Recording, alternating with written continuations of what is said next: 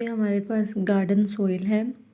ये आपको आसानी से नर्सरी से मिल जाएगी। गार्डन सोइल इसका 100 रुपीज़ का जो है वो पैकेट होता है। अब हम इन सारी मिट्टी को मिक्स कर लेंगे। सबसे पहले भालू मिट्टी यानी दरियाई मिट्टी,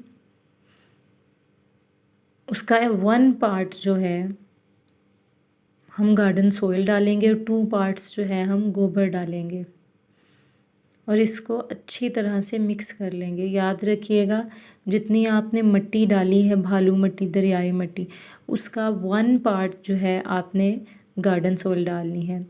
अब हम अब इसके अंदर जो है नीम खली डाली जा रही है। ठीक है, नीम खली जो है उसको नीम का केक भी कहते हैं। ये आपको आसानी से पंसार की शॉप से मिल जाएगी। ठीक है, फिर इसको मिक्स कर लेते हैं हम। ये दरअसल बैक्टीरिया और फंगस और इस तरह के किसी भी टिड्डी वगैरह के अटैक से पौधे को बचाती है। अब हम पौधे के अंदर जो है, प्लांट के अंदर टूटे हुए प्लांट के टुकड़े रख रहे हैं। अब इसके बाद हम मिट्टी डालेंगे इसके अंदर। ये हम मिट्टी डालेंगे